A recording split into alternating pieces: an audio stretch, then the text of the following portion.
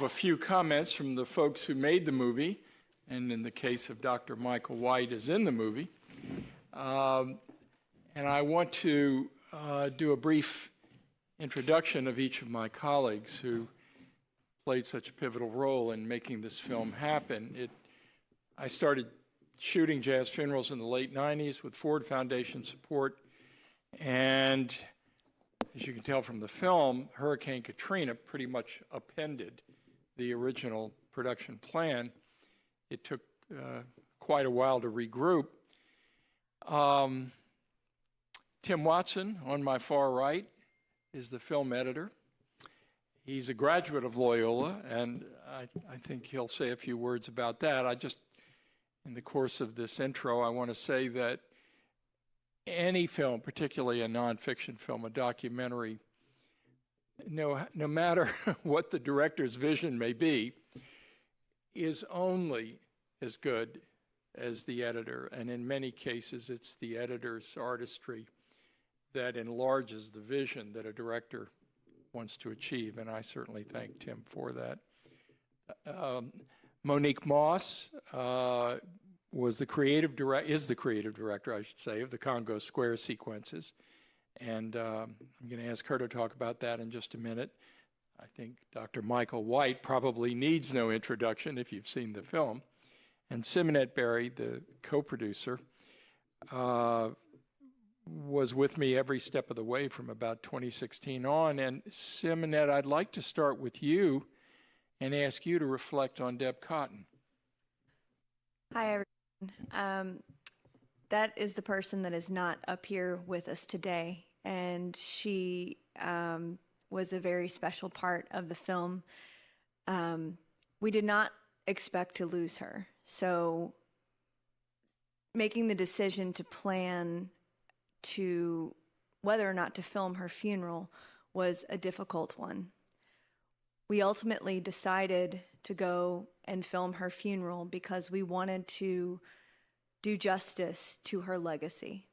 And I urge you all to go out and read more about Deb Big Red Cotton and her message to New Orleans, and her, not only her radical forgiveness, but her, how she called attention to where there are gaps in social services and the people on the fringes of society and what help they need, rather than, punishment in many cases. So when we were editing the film, we realized that through filming Deb's funeral and through introducing the audience to Deb, we allow the viewers to kind of experience what it is like to go to a jazz funeral. You get to know someone, you get to enjoy her because she's so vivacious, she's colorful, she's full of life, she's really into New Orleans. You get to see her fall in love with New Orleans as an outsider, and then you see the journey that she goes through, and she passes. And then as viewers, you mourn for her, and then you're able to come with us as we celebrate her life. So you really kind of see the structure of the jazz funeral and are able to kind of experience, even if you have no experience with it yourself. We felt like we did her memory justice. And I guess the other parts of the film that I wanted to kind of talk about, I was also the production designer, and I spent years digging through archives to find many of the photographs that you saw in the film. Tim dug through the footage, the Jules Kahn footage that we saw that's so beautiful. And I also worked with a team to design Congo Square, the Congo Square sequence. And one of those team members who was just absolutely pivotal when she came on board is Monique. There's so much in the story about Michael. Again, he needs no introduction. So, I'd like to ask Tim, who studied communications and got his start here at Loyola, to First of all, tell us when you graduated, and then perhaps you can reflect on what this film was like for you. Thank you, and it's so great to be at Loyola with this film. I finished in '89, and briefly, I was on, those of you who know the communications building, I think it's still split up in the third and the fourth floor. The third floor was writing, and the fourth floor was TV at that point. And I was on both floors. So I was the editor of the Maroon for one semester, I think, but on the paper my entire time. And then I was also doing television, which to me that was a critically important thing to do, to learn writing to inform television production. So I thank Loyola for that and having that opportunity. Also, just quickly, since we're here, the social justice background that I feel like I got at Loyola was really good. I think I've cut 21 or 22 documentaries, and that's been a part of all of them. I got that from my parents, and then it was sharpened here at Loyola. So I've always been grateful for that. And to speak to the footage that Simonette mentioned, we mined the footage at the Historic New Orleans collection that Jules Kahn shot from the 50s into the 80s and early 90s before he died. And all that footage ended up there, and it is a treasure. And it's all online now, at lower resolution than the originals, but it's there if you want to go check it out. There's hundreds of hours. And we found a lot of surprises, including footage of Dr. White, younger, playing with Doc Pollin's band. The funeral, a couple of funerals that were very critical to the film that just really helped make the film, I think. And then the other footage that's online, if you want to go take a look, is on YouTube on Deb Cotton's channel. It's still up, and her Facebook page might still be up. So you can go check out, again, hundreds of hours of her footage. And that stuff is really valuable. She had she had a social justice eye, so she was often filmed. If there was maybe something going on with the police or something at a second line, she would catch footage of it. So that's a very important resource as well. Also, thanks to the State Museum for contributing quite a lot of footage and stills. So after we hear from everyone, we can talk more about editing and such if you like. These discussions always have two sides. Of course, the content of the film, which is the devastating loss of Deborah, and then the importance of keeping our traditions going on. But then on the filmmaking side, there's lots to talk about too, if anybody wants to hear about that. So thank you. I wonder if Monique could give us a few remarks about what it was like to oversee the choreography for Congo Square. Good afternoon, everybody. I think I'm going to start off by asking if you guys could raise your hand if you've ever been to Congo Square. Oh, wonderful. And raise your hand if you've actually seen a second line before. Okay, good. Is this anyone's first time to either of those things? All right, fantastic. Loyola is doing well.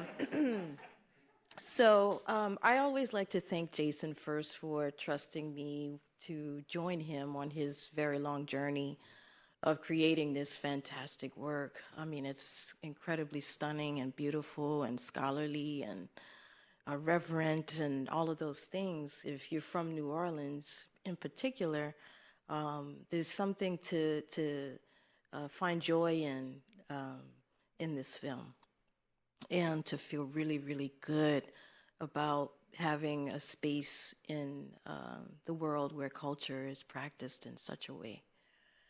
And sometimes we take that for granted. But I had actually been doing a lot of research on the history and culture of New Orleans. I'm a dancer and choreographer and have been for a couple decades here in the city, and also a professor of dance. And so using that research into the history and culture of New Orleans has always been really an integral part of my artistic practice. And so having met Jason, who was at the stage that he was in creating the film, I give so much thanks, and I'm so grateful to have been able to utilize all of the information that I have been collecting over the years in order to work on what he had created in the writing of his book, City of a Million Dreams, and then the production. And so to have had the opportunity to utilize all the research I've been doing in the Caribbean and Europe and a little bit in Africa, looking for dance, the dances of Congo Square, although we have some information about the dances of Congo Square written by, the principal folk that we talk about, like Latrobe and Kimball and Cable, and of contemporary times, Freddie Evans, and now we have our good friend here who will be joining that canon. So, we utilized that history in order to try to recreate what Congo Square dances may have been about. And so I traveled to the Congo prior to meeting Jason, and was actually, I'd gotten the opportunity to document a couple of funerals there. And so what you saw in the documentary is actually based on the Bambula, lovingly known here as the Bambula. And you know how we do with words now. So yes, and I worked with master artists Tito Sompa and Jean-Claude Biza to create choreography that would meld the history of what was documented as having been seen with actual funerary dances from the Congo. Right. Could you give us your reflections? About what? Well, we've done a number of showings, and one of the things that a lot of people comment on, and I think that's one of the most important aspects of the film, is that unlike most other films about New Orleans, this one delves very deeply into the meaning of these traditions. Some people just see them as entertainment, or just people having fun, and not considering that there's a very serious content and meaning to all of the traditions that we have in New Orleans. So I think it's very important that this is like among the first films and the most important to show all of these traditions and delve very deeply into the meaning. And a lot of people are happy to see that.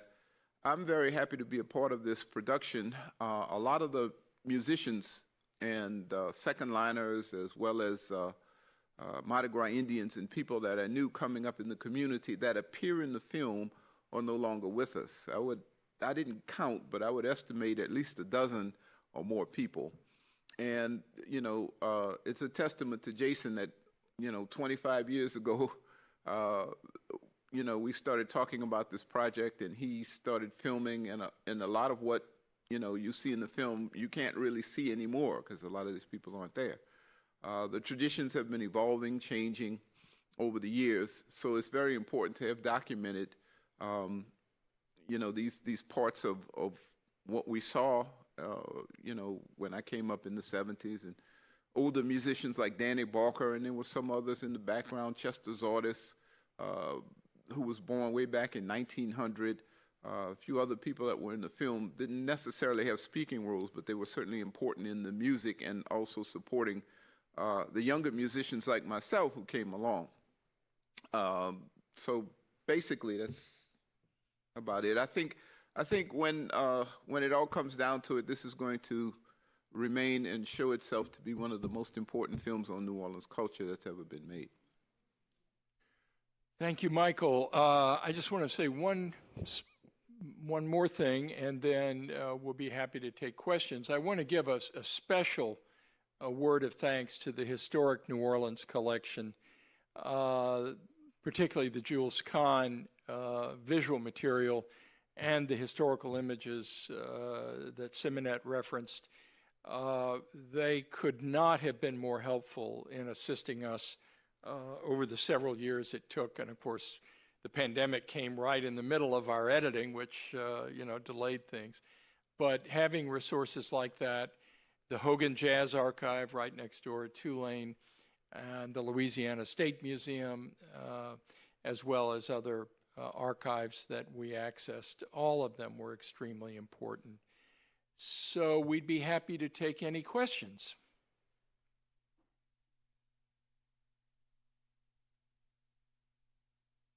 We have people joining us online, so if you could ask your questions into a microphone, that would help.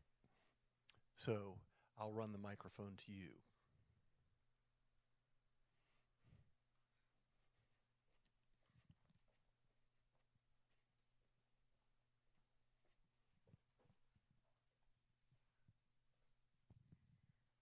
So I was wondering, what was the most challenging aspect of directing this film?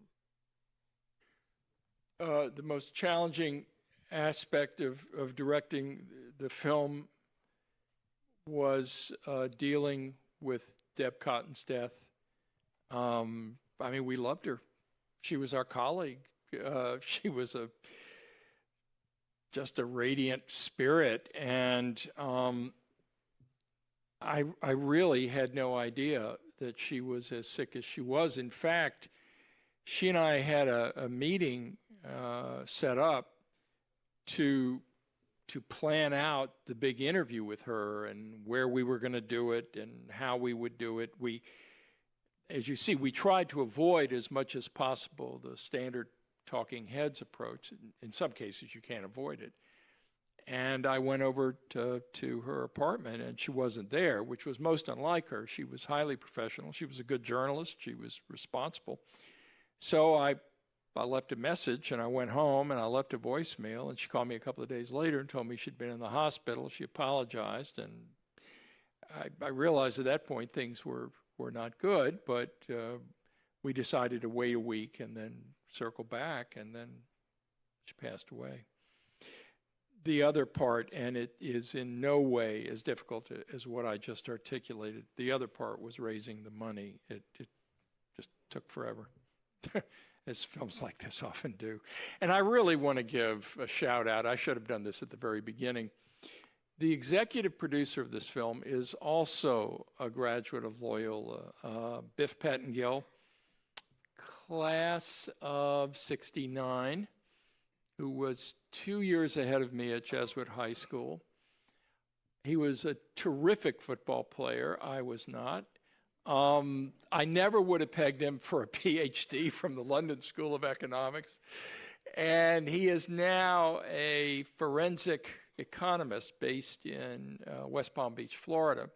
He was in town anticipating coming tonight, and had to go back to testify in a big trial. This is what expert witnesses do. But he came on board. In fact, it's a great story. We did a Kickstarter. You know, you're constantly raising money, grants, donations, beating bushes, you know. And so I had him on the list of emails, and he called me up and he said, yeah, I got your email. He said, you know, we do all our charitable stuff at the end of the year.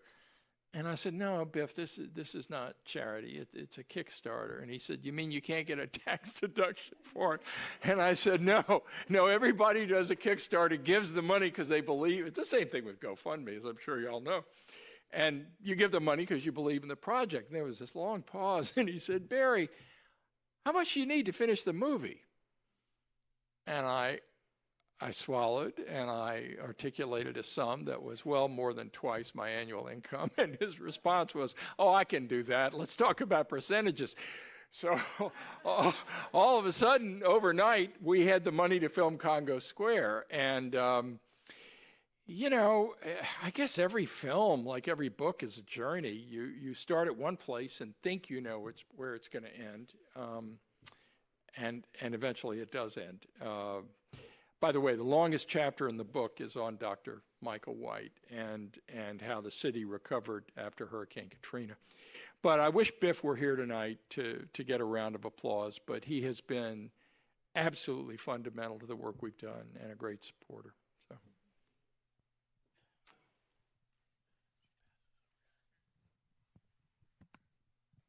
Louis Arsenault. I guess when they ask about what was the most difficult part of what I thought immediately was choosing what to put in putting it all together and how it came together. I mean, you know, in some ways, I tend to be kind of beginning, middle, end, but this thing went all over the place and covered all. And I just think it was an amazing thing, and I'm just wondering if any of you all want to speak to that, Barrett, you and any of you all, about this whole thing, about how this whole notion, how this thing came together. In a way, it's almost like circular. And then, as sad as it is that this woman, Deb, died, in a way, it added power. I was almost in tears myself. It's just amazing. I just would appreciate comments on putting it all together like y'all did. To Tim and Simonette, let me once say that we never argued. No one's tires got cut at night, you know. Tim, you've edited 22 films. What was this one like, you know? We spent the summer of 2016 arguing.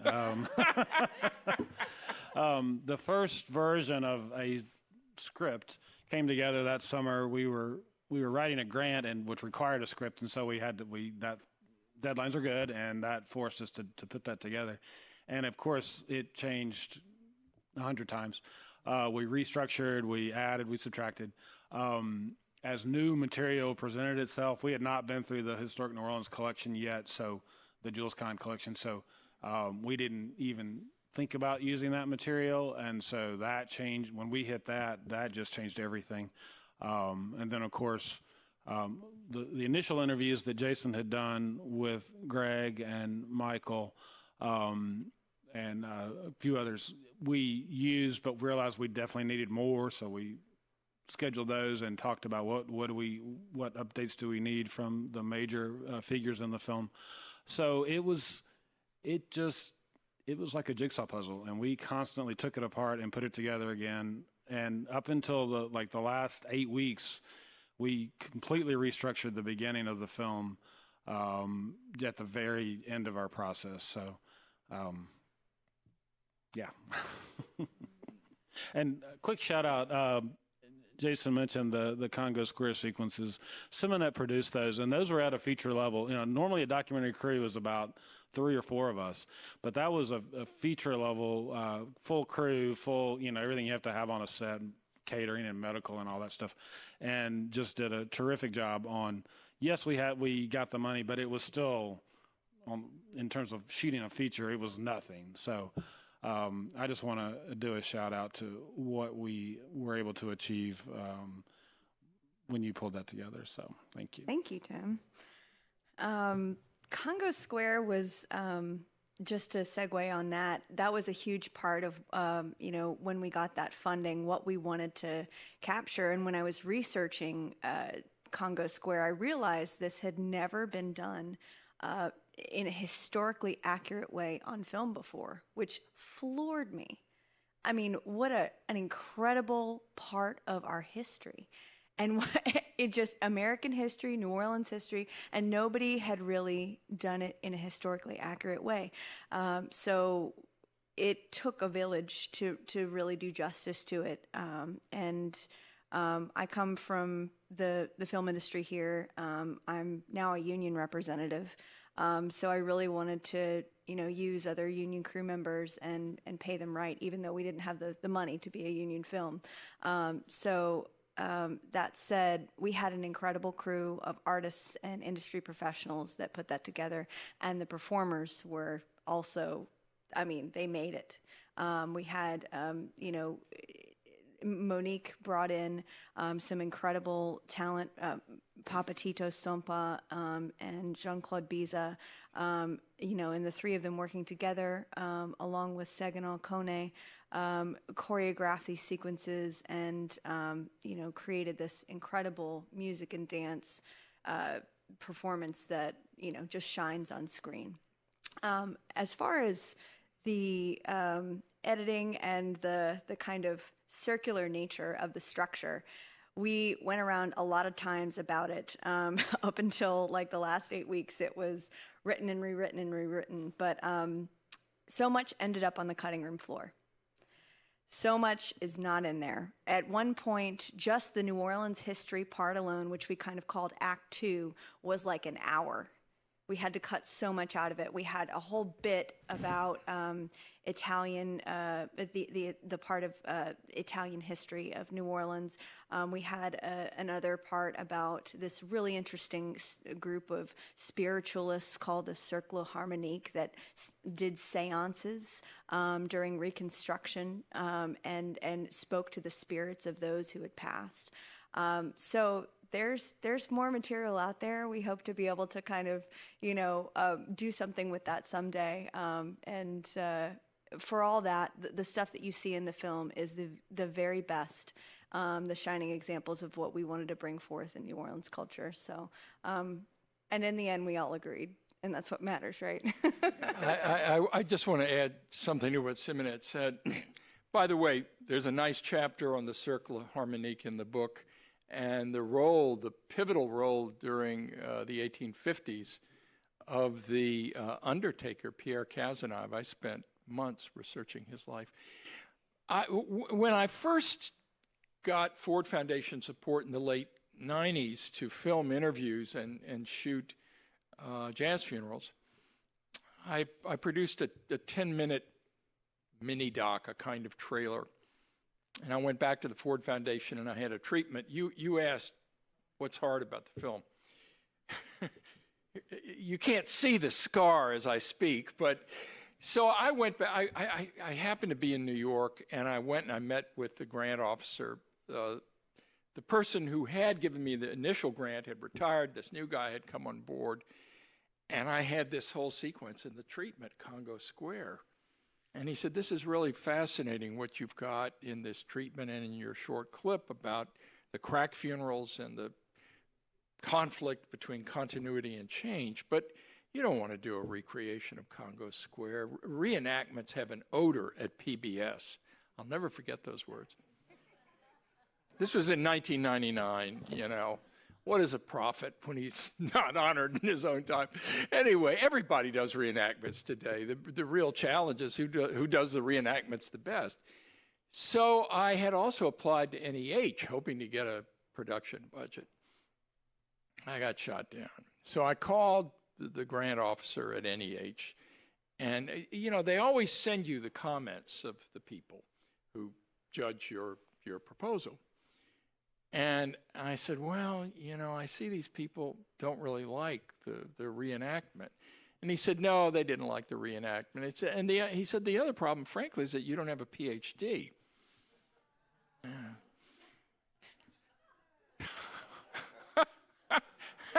By then, I was on the road to marrying a woman with a PhD who wanted me to get an MFA some years later, and we were still married.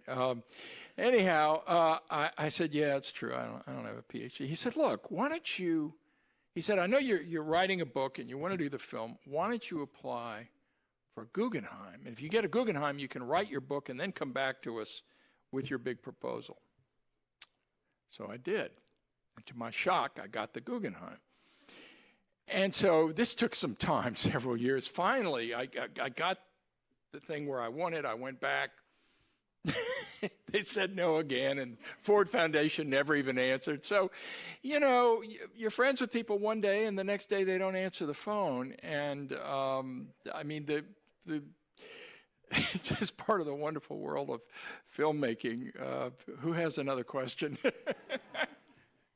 So, I have a question, and it's primarily directed at Dr. White. First and foremost, before I ask it, I want to say thank you for making this film. I've lived here for college, and I genuinely feel like I knew what the city was about, like the history behind it, but I didn't feel it. There was a lot of disconnect. This was a very awakening film, and I thank y'all for making it. My question kind of surrounds it. It's close to like the issue that I feel like I've seen a lot is within a lot of the youth of the city, like they know the history, but they don't know the history. Like they don't care. How do you continue to evolve yourself in your teaching so that you continue to teach and have these traditions like perpetuate from generation to generation. Like, how do you make the students care? How do you make them realize? Because even you said earlier in the film, like, the music was there, but the meaning didn't hit until later. How do you continue to instill that? Like, how do you keep these traditions alive? How do you keep mentoring new people? Yeah, that's a very important question and also a very difficult answer. I was born in New Orleans, and I come from a musical family that goes back to the beginning of jazz.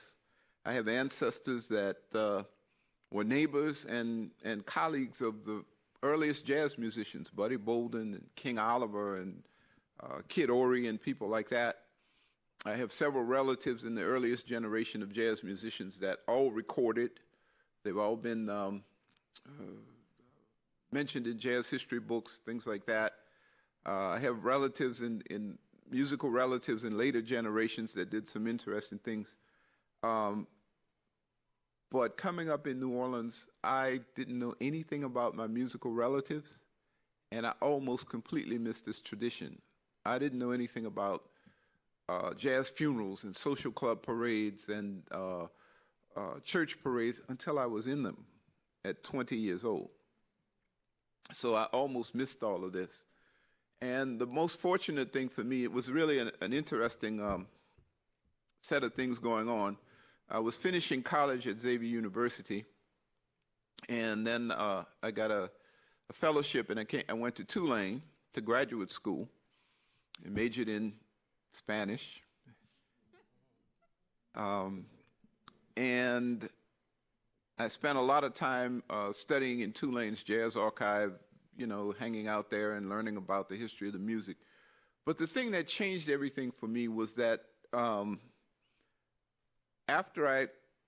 in the brass band tradition, it was Doc Paulin, you know, who was born in 1909. He had a trumpet player named Eddie Richardson, who was born in 1901. And after I left the brass band, well, the second lines, and joined the Musicians Union, I was still playing in brass bands. I got to know and interact with more than 36 musicians born between the late 1890s and 1910. And those guys taught me everything that wasn't in the books, everything about the meaning and the feeling of the music, sometimes through direct mentoring, sometimes through indirect mentoring.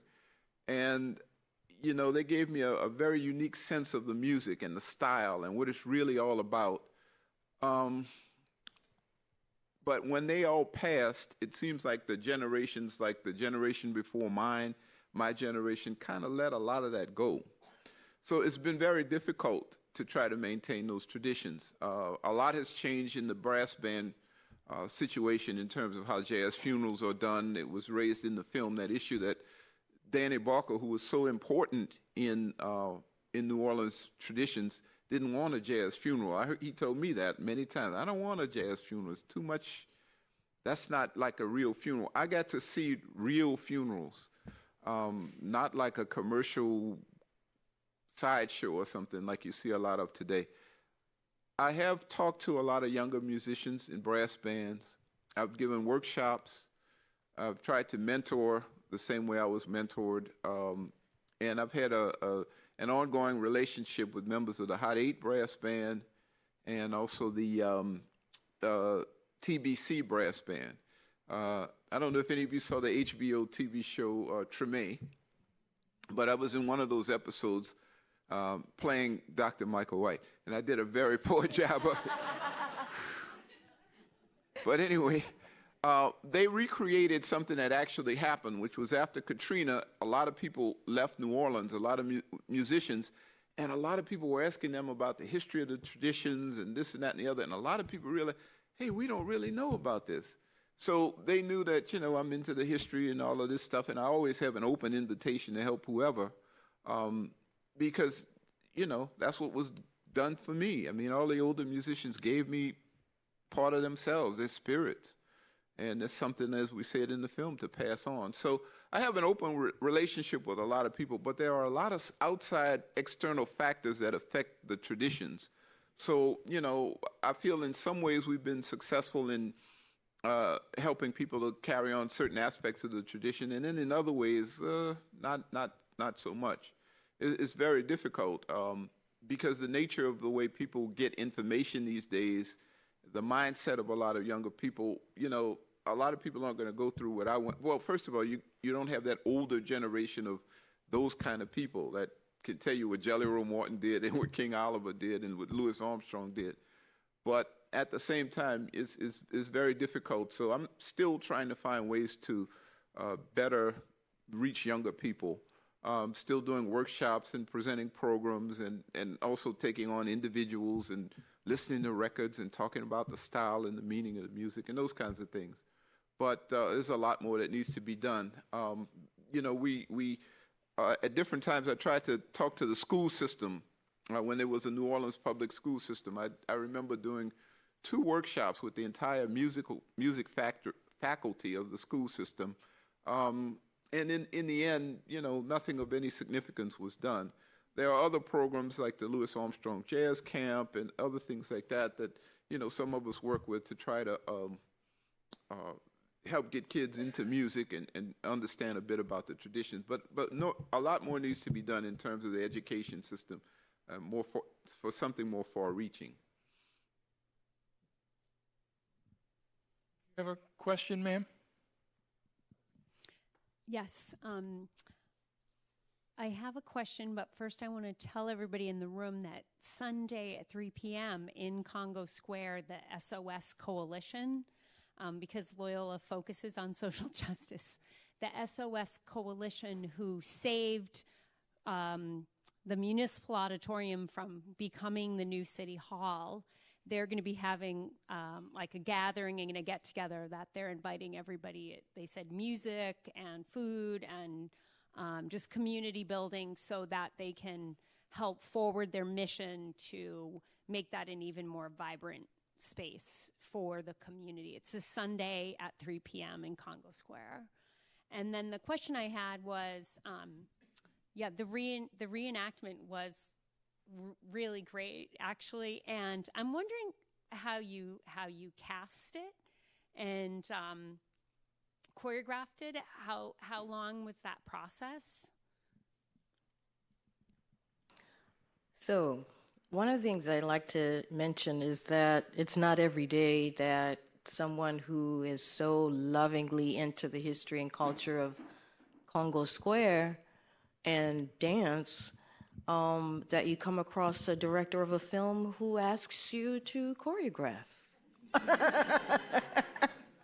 on the dances of Congo Square. And so I was ready.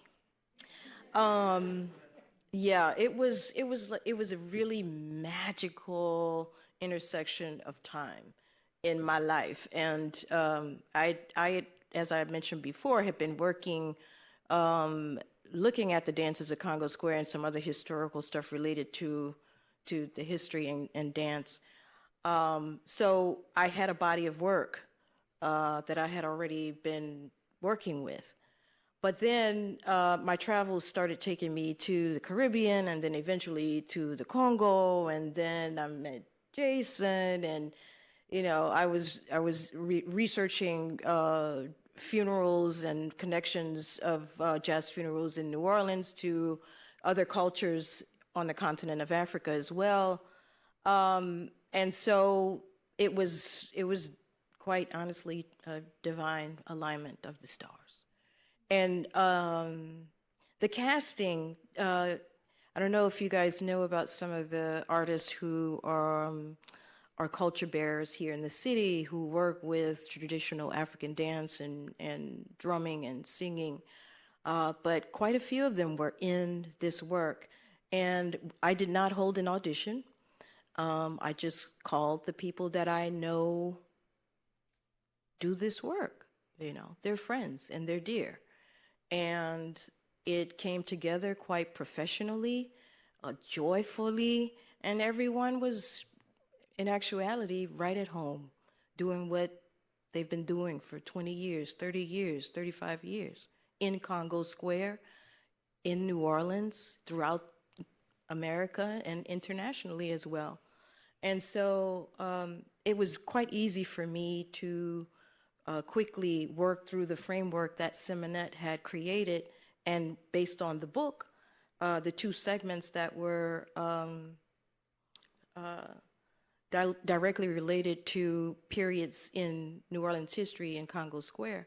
I knew, I had been researching Latrobe and, the canon of work based on the study of Congo Square.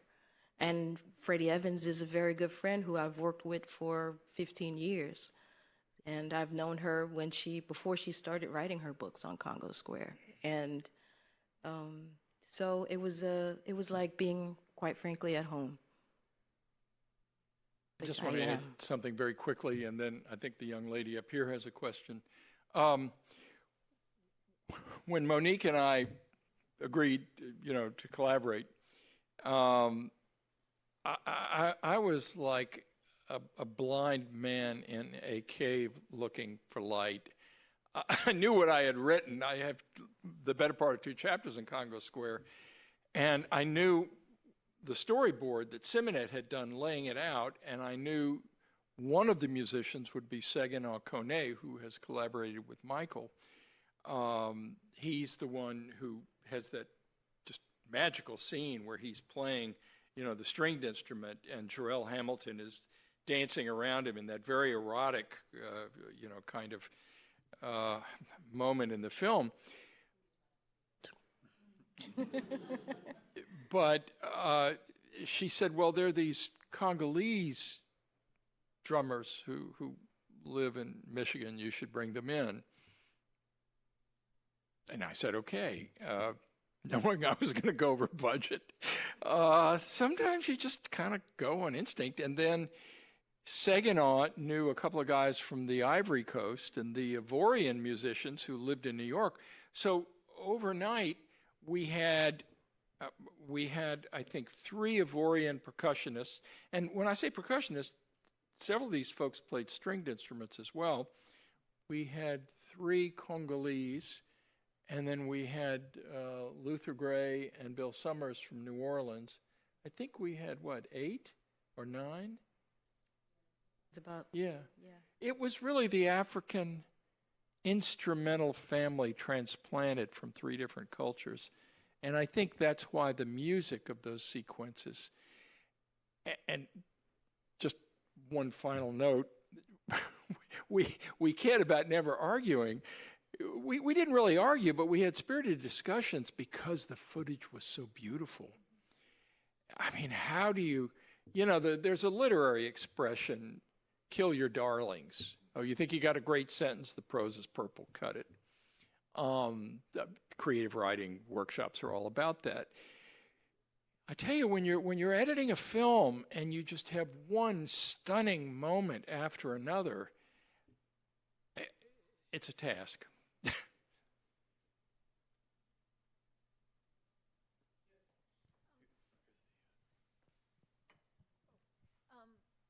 Well, my question is a small question, but I wanted to say that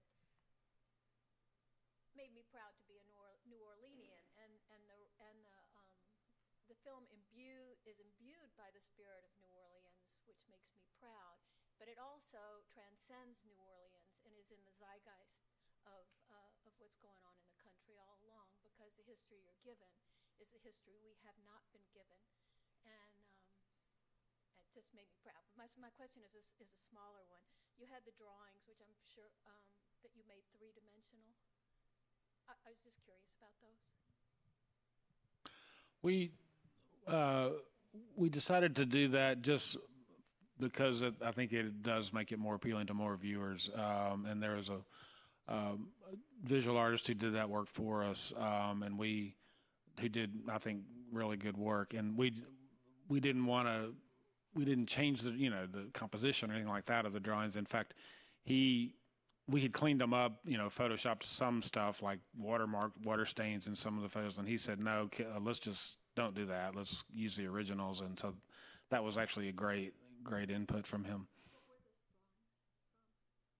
Many of them were there. I mean, you can find them in the archives that we've talked about already, but they're all archival. There's some stuff from, especially Harper's, that anybody who's researched has come across those Harper's drawings. Yeah, thanks. To speak on what you said before, thank you for that beautiful review. Please go post that on our Facebook page. we need your help. Please follow us on social media. We're on Instagram and Facebook. And if you like the film, please send in a review or post something on our wall. We have an email address with a newsletter that we periodically send out updates. We would love to hear your opinions of the film. We would love to be able to get quotes from the audience. We have not sold this film to a major distribution network yet.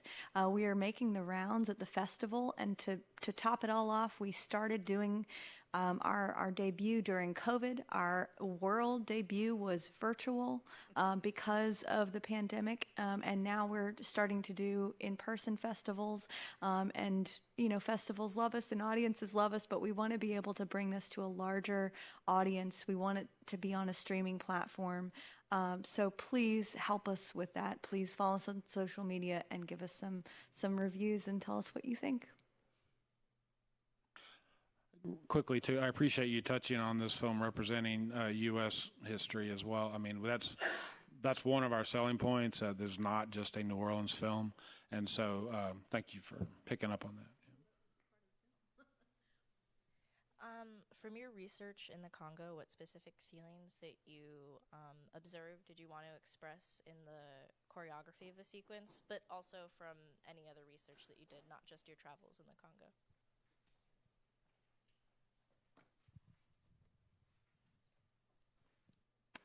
There were two funerals in particular that I attended.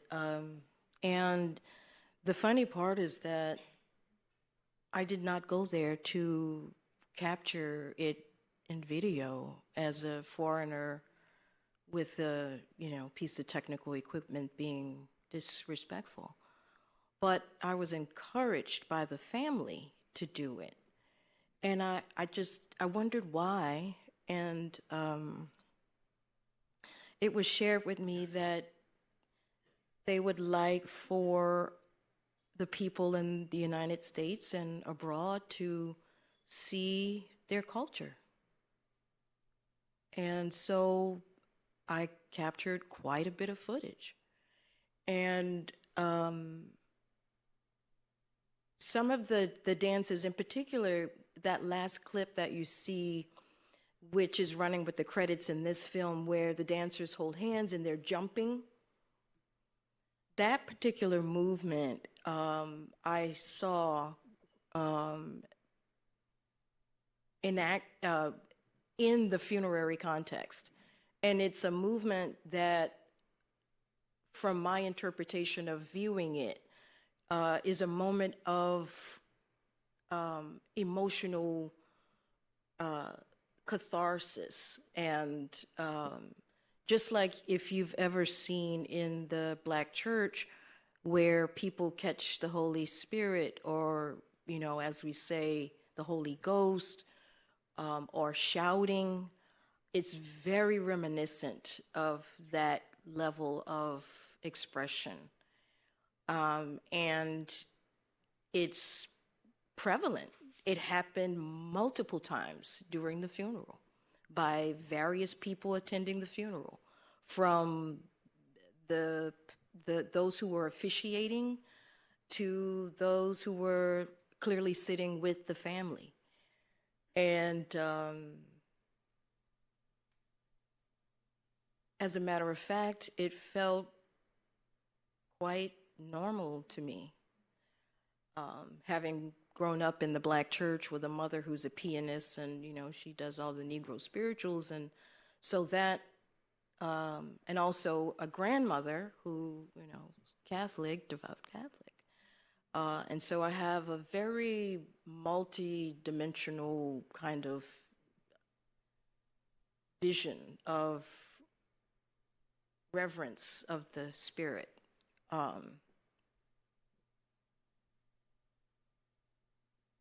And I don't take my position lightly for having been in that moment at that time on a trip in the Congo, invited to a funeral, and essentially asked to document.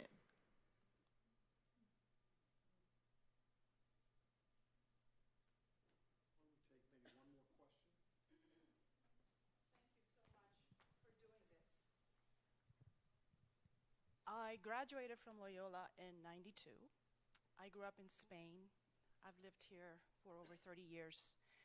And the first time I went to a second line, I recognized something that belonged to me internally, naturally.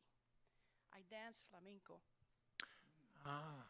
And when I saw a Creole man come out of the crowd, no, I don't want to show them. He had light blue eyes. He was wearing gray shorts. I remember this like it was yesterday, folks. And he did something with his body. In Spanish, you call it rematar, which is when you finish a note. It could be cante, or it could be a musical note. But it was so Spanish, or so flamenco, or North African, or from Cuba, or from Santo Domingo, or from Cadiz, you know, and the most influential period in Louisiana, Afro-Louisiana, 1763 to 1801, Dr. Michael, right? So to me, it was a way to integrate socially. I felt accepted, you know. She was lovely. And I used to play the percussion, you know, cowbell here and there. And she said, how you know? Don't ask me. It's part of it, you know. So I wanted to share that with you because this is a start, I think a wonderful start to show not only the world, our history, but locally, who we are, our roots. Even if I wasn't born here, I have roots here. I don't know if somebody came across the Atlantic in one of those ships back and forth. So I just wanted to share that with you because tangos, the word tango, not as we know it now in Argentina, the word tango is African. Yes. It was documented here in New Orleans in the Cabildo. It's in the minutes. The tangos de africanos no se pueden bailar. So it's a form, it's a dance, it's a style. I have to tell you something about the Cabildo in Spain. One of the great discoveries for me, thank you so much, mil gracias. No, but in writing the book, when I got to the part about the Spanish colonial period of the city, there is a wonderful description in the Cabildo archives of the funeral procession for Carlos III, for whom St. Charles Avenue is named. Carlos III was the great builder among the Spanish monarchs, at least vis-a-vis Louisiana. Louis XIV wanted to get rid of Louisiana because he had to wage war. I'm giving you history as shorthand.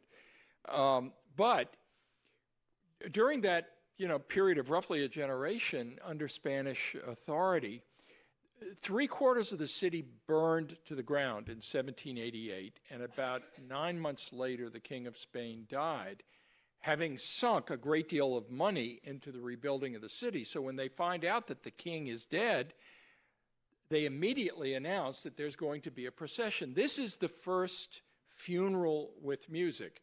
And the early jazzmen, before the age of television, didn't use the term jazz funerals. They referred to funerals with music.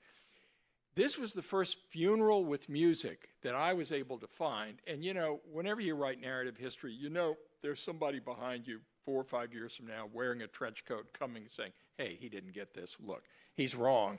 It was earlier, or he missed this, The color was blue, not red. Yeah, okay. But the description of that funeral, and they refer to the people who are in promenade and processing, second liners. They refer to them as the, quote, illustrious body, capital I, capital B. the illustrious body came across the street. Of course, the old, what is now St. Louis Cathedral, then St. Louis Church, had burned to the ground. So the illustrious body processes all the way down with charred, remnants of the city as they're rebuilding the city. Sound familiar? And they go into the chapel of Charity Hospital, not where it is today, but there was an old Charity Hospital. And there is this elaborate description of these huge candles, tall as a human being. And the illustrious body go in the middle of May in all of their finery and clothing with all of these candles. And you can imagine these people sweating in the heat of mid-May with all that candle. And then the priest, begins the service. They don't tell you what the orchestra played. They describe the orchestra, but we don't know what exactly they played. I wanted to recreate that. I went back and forth, how can we do it? And I didn't have the money. Thank you all so very much. But who needs thank you, Jason, I have to add, but who needs soap opera when you have the history of New Orleans?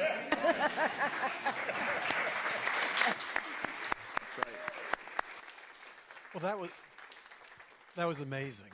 An amazing panel, an amazing film. There's an amazing book for sale.